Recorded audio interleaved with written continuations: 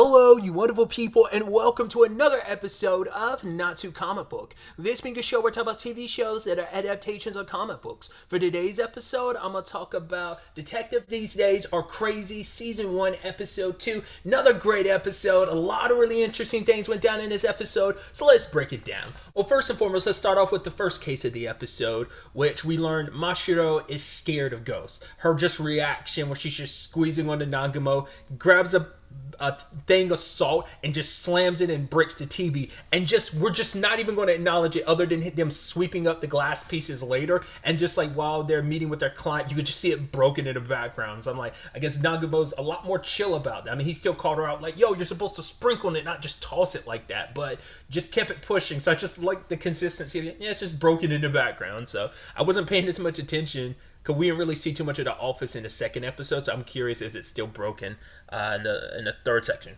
I decided I'm just going to take these like one part at a time. I actually paused before the third part, so that's why I'm kind of referencing that. So if it comes up later on, you know, like, oh, it's still broken even in the third episode or section of the episode, then I'll comment on it then. But anyway, tangents and all that aside.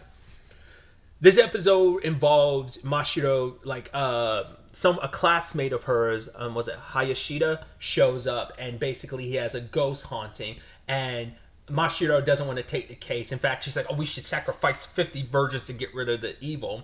And I love that he, you know, Nagamo's trying to act all cool and being like, well, the fact of the matter is, if you really want to be a good detective, you can't pick and choose your clients. He's like, but the fact of the matter is, I'm not gonna get on your case and not chastise you. Like, hey, if you want to take the easy way out, go ahead. But just know, this road you're going down, you'll never see my back. And then Cerberus is literally like, yeah, but you literally had her deal with that beehive case, which ended up, you know, being her knocking out a criminal organization on her own, soloing a criminal organization. But it's like, yeah, Cerberus is calling you out, but granted, you don't understand the cat, but we, the audience, can.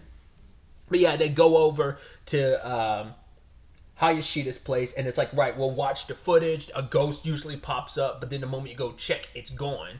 A very Scooby-Doo-esque case, and we'll kind of, I'll break that down as we continue, but I love the whole thing with Mashiro. First and foremost, she's like, oh, I see something, and it's just a hairy, like a guy wearing just underwear walking down the street with like a cross-shaped hair patch on, like his hair is just shaped like a cross on his chest, and he's got like a headlight on, and she's like, oh my god, it's just something normal. He's like, wait, this guy's just calm? It's like, yeah. She's like, yeah, he's just like a middle-aged guy that walks around. He's middle-aged just like you. Don't you guys know each other? Kind of implying all middle-aged people know each other. And so I love all the situations where Mashiro is like dashing out of the house to try and get to the ghost. And I love I think it's the first time she does it, and then the guy comes back through with a cross on his chest and hands her the thing, and she eats it. And Nagamo's like, I don't think he's the type of guy you should be taking food from and eating.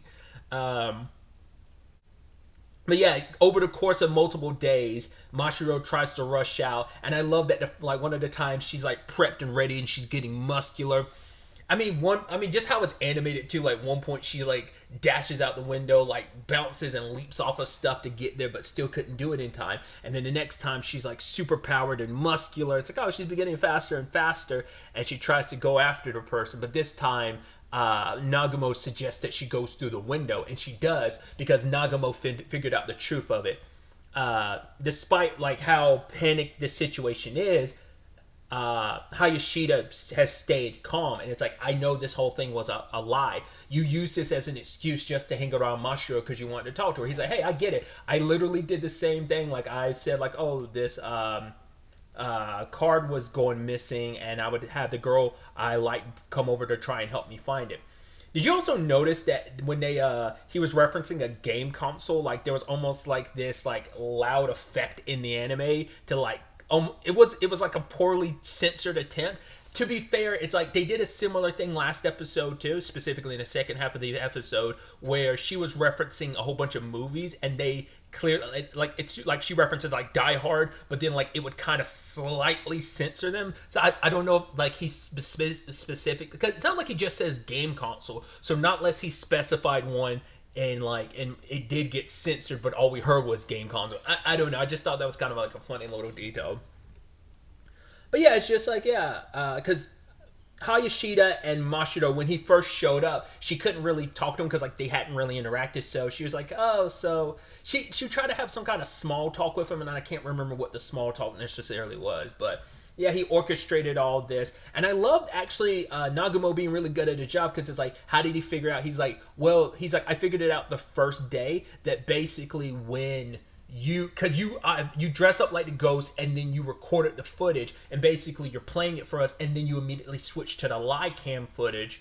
But he's like, the problem is when you did it the first day, when you stopped the recording of you as a ghost and played the live footage, I immediately saw the light from the cross chest haired guy like immediately hitting the nearby light pole. I was like, oh, that's such a small little detail. I'm like, oh, yo, Nagumo's actually good. That's actually really good. And so he's like, yo, when Mashiro comes back, you just gotta, he's like, have you heard of Sherlock Holmes? He's like, well, he once said in one of his books, what'd he say? It's like, actually, I don't remember. I can't remember off the top of my head now what it was. But he's like, hey, the fact of the matter is, you need to kind of give this a shot. He's like, the fact of the matter is, you can pay me after you succeed. And the guy's like, Hayashida's like, oh my god, no, Nagumo, you're so awesome. But then, like, the episode ends with Mashiro showing up with an actual spirit she grabbed. So, who knows if Hayashida actually, spoke up to her, maybe they're at least decent friends now. Maybe nothing romantic comes about it, but maybe at the very least they can at least maintain some form of friendship. Or maybe he chickened out in the end because the literal spirit she grabbed and brought back with her. Then we move on to the second part of the episode where I love the start where she's like looking for like her pudding and Nezu's already eaten it, but it's like, hey, don't worry about me, don't focus on that. Look, Nagumo's gotten arrested for apparently stealing ladies' underwear. It's 50 different victims and 150 items were stolen. It's like, Jesus Christ, that means that at most it's like at most 3 items were stolen from everyone. I was like, that is a lot. You got to be a next level pervert to go to that extreme. Like, how much is enough for you? And so the person that's interrogating Nagumo is actually someone he knew. They were both high school detectives. I don't know if they worked together or whether they were two separate high school detectives. Probably very like Detective Conan coded in that regard. But it's like, yeah, one guy, he's like, yeah, the guy's like, I grew up and went down the civil servant route. You went down the being a panty thief route. And it's like, I didn't do it. He's like, I know you didn't. But the thing is, we have video footage and it's an SD card. And I love Mashiro at first, like, Nagumo's like, well, what's that? He's like, a card. It's like, no, it's an SD card. Which, didn't he reference an SD card last episode? And now he claims not to know this. It's like, Jesus. And this guy's like, all right, let me show you. And he tries to slam the SD card in the wrong slot and he breaks it. He's like, I didn't do anything, but this was already broken. So I guess they had to bring someone in to show like, yo, let's fix that part of it, but also like, this is where you slide in the SD card. And the thief looks a lot like Nagumo, but we find out later on it's because the panties and stuff are positioned just in front of his face, so you can't make out. The fact is the bottom of his mouth is very different from Nagumo's. So it's up to Mashiro to handle this, which even the guy's like, oh, I'm surprised you found you a very capable assistant. He was like, even Nagumo's like, well, kind of almost like, I found an assistant at least. She's good and we'll see if she actually comes through, but it's like, You do see the kind of harebrained scheme that they have. Specifically as Nezu is like, hey, let's put like panties or underwear on like a fishing pole and we'll hold it out the window and we'll catch the thief. You kind of reference all perverts will probably try to take an opportunity so we can round up a whole bunch at once. But then, you got to give credit to Mashiro for figuring things out, because she's like, all right, look at all these different places where the thief is struck. They're all relatively in the same area as the office. So they're obviously specifically chose to frame Nagumo because they happen to look like him and he was the perfect patsy. It's like, oh, wow, you actually sounded like a real detective. And she's like, huh, huh, huh, huh. And she's like, look at this pattern. And she connects it all. And she's like, look, it looks like the Big Dipper, which if you do notice, there's at least 3 or so spots on the map she didn't bother connecting. So I'm like, what does that mean? And even Netsu's like, oh, I mean, kind of like, what's the significance of that? He's even saying like, to me it doesn't look like Big Dipper. He's like, it basically looked like Uzbekistan. I'm like, where are these? Why is that what you two are seeing when you connect the dots for whatever reason? And it's like, oh, we got to search for the person that's wearing something Big Dipper related. I'm like, okay, I see how this investigation is going. But they go to Nezu's place and hide laundry outside of his window, and then the thief actually shows up. And I love that it's like, Nezu's like, don't worry, I got it, boss. The fact is, I got the long legs. I'll kick him when I catch up to him. And then immediately he gets stopped because a butterfly lands on his face. So, and Mashiro's asks, like, why is every guy in this office afraid of bugs? And she chases after the guy. She's like, I'm going to catch up to you. And I love that she's like, all right, time for me to use my new weapon, drone strike. I was like, Jesus Christ. And the guy looks up. He's like, what? Drone? And then she's like, oh, that's not real, and tackles him in the back. I was like, you poor bastard. But then he ends up touching her under her skirt. And he's like, ooh, good thing they were white or whatever. And then just like, Mashiro's just like, yeah, I'm going to crush that guy. I'm going to brutally murder him. And so they do catch the thief, and he shows up. You can't even recognize that he looks a lot like Nagumo because he's been beaten to a bloody pulp. So I forgot to talk about this during the first part, but we did meet that coach of hers, which I'm wondering he's the one that taught her to fight, because he's the one that's like, yo, when you're fighting ghosts, aim for the nose. Well, if that doesn't work, aim for the knees, which was like the title of the episode.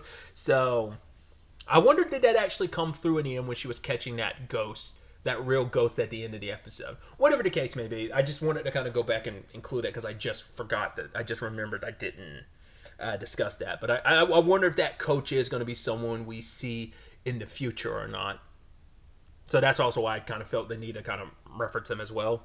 And then finally, at the third part of the episode, even when it's something serious, the show manages to take like the most unhinged approach to this serious thing and make it wacky and crazy, because we have an arsonist or bomb guy running, and Mashiro's literally flying after him like she's out of DBZ. Obviously, she has no key around her, but still. And then like she's like, okay, take this, pulls out a soccer ball because of her like ability to just pull out random objects. Did a crazy shot and it missed the guy, but bounces all around, ricochets and hits him. And it's just, the pen is mightier than the sword. It's like, the English has nothing to do with this. This was just a rebound shot. I love, they also literally bring the bit back at the end of the episode too. Either way, they capture the guy and it's, oh, that's great and that's amazing. But he set a bomb that's set to go off. So Mashiro has to rush over to get to it.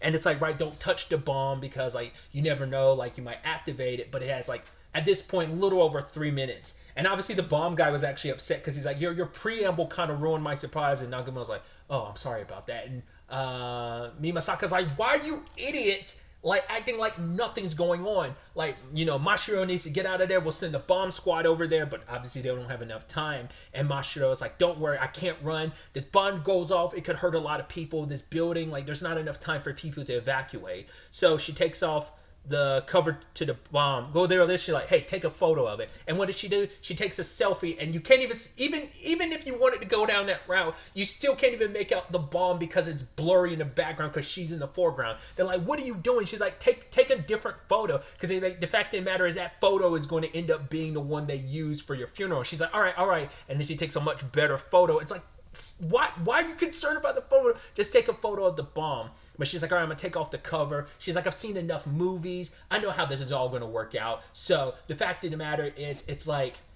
first she's like, if I succeed, I'll be reborn. I don't know how to interpret it, because you would think the rebirth situation would be about dying, but I guess it's more like, maybe that's in reference to a very specific movie that I'm not thinking of with a bomb situation. But I guess the thing is like, oh, after I've gone through something traumatic and crazy and survived like this, I've grown as a person. I'll be kind of reborn as a new person. I think that's what she was getting at. But she's like, if I fail, I'll basically get crushed or something. Like, she's taking this super lightly. It's like, Jesus, that's kind of a dark joke to make under the circumstances. But she takes off the cover, and there's not just red, and she was thinking like, oh, it's going to be red or blue. Oh, there's a whole bunch of jumbled wires, and now they have less than 2 minutes. But they don't have any choice. Mashiro's going to run the bomb to a very secluded, like, old, was it ballpark or something like that? And she doesn't have enough time to get it inside of the field and then immediately take off, you know. So what does she do? She does her shot again, and she's like, ha, I'm going to win. At first I was like, isn't someone going to stop you from doing that? Wouldn't kicking the bomb said, okay, once again, why am I bringing logic to this series where it's just like, we're doing crazy town shit? So she kicks the bomb, it ricochets off a bunch of stuff, lands inside, but lo and behold, Nezu's in there taking photos because he likes taking photos of like abandoned places, and then the bomb explodes, and then we get our bit at the end. Do you know the way to the station? The English has nothing to do with it. It was a rebound shot again. I'm like, I love it so much. I was like, and once again, because I was curious. I think I brought this up in episode 1. I was curious, like, right, typically these type of things most shonen stuff will start off like lighthearted and comedic and then get a little darker as it progresses. I don't know if this story is going to do that because it is purely a comedy. So I don't know if it'll have any darker elements to it. I mean, it could be predominantly a comedy, but didn't have darker elements that just kind of immediately take the wind out of the seriousness going forward. I don't know. Just the wacky craziness of the show. Also, I just like how like the like aesthetic and style of it. Like, for example, when she was short circuiting and like literally her eyes dingled out of her like she was a robot that short circuit, because I was like, oh, I was freaked out and panicked and I kind of like exploded for a second there. I'm like, little stuff like that. It's just like they kind of go hard in the paint for the animation for this, and it's really dope. Because I think people joke about that. It's like it's always interesting when like the most random things will like go crazy with their animation and stuff. But also just like the stylistic changes that like, you know, especially you see it the most with Mashiro when her face will like shift into like that. Once again, it's got to be like a reference. I don't know if it's still the same reference from episode 1 about the, Furuhara. Like, I don't know if it's still in reference to that or not, like her face shifting into that, or is that just, you know, but it's like that and just some of the people turning to stone. I mean, once again, those are comedy cliches and stuff, but it's just the fun that they have with this series, and I'm sure the manga's probably just as wacky, but when you get to see it in like motion and animation, I'm sure it adds even more to the gag, so... But yeah, I've run my mouth off long enough. Just like I said, another great episode. Catching a tiny bit of the preview of the next episode is going to be a two-parter. It's 2 parts to the episode. I'm curious if there are going to be any episodes that are just like full on, or will it just all be like sectioned off like this? I mean, maybe that's just like the structure of the manga as well. So the stories are just so short, they're not like, they can never be a full episode around like one case or whatever. But either way, we are getting introduced to another character next episode, so it's going to be interesting to find out who she is. I think she's going to be another detective. I guess all the characters, including Nezu, he's working at a detective agency, hoping to probably become a detective, so just like Mashiro is. Speaking of, I should also note this last minute thing I want to talk about. I didn't notice this episode 1, but I definitely noticed it this time. It is kind of a nice... thing of like the entire intro revolves around the opening of the show revolves wholeheartedly around Nagumo, but the outro focus entirely on Mashiro. So I just thought that was kind of a neat parallel. I didn't really notice, I wasn't paying as much attention to last episode. But yeah, like I said, enough talking. Excited for next episode. But really, that's all I wanted to talk about. Till the next time we meet, be happy, be safe, live life to the fullest, and enjoy it. Good day and goodbye.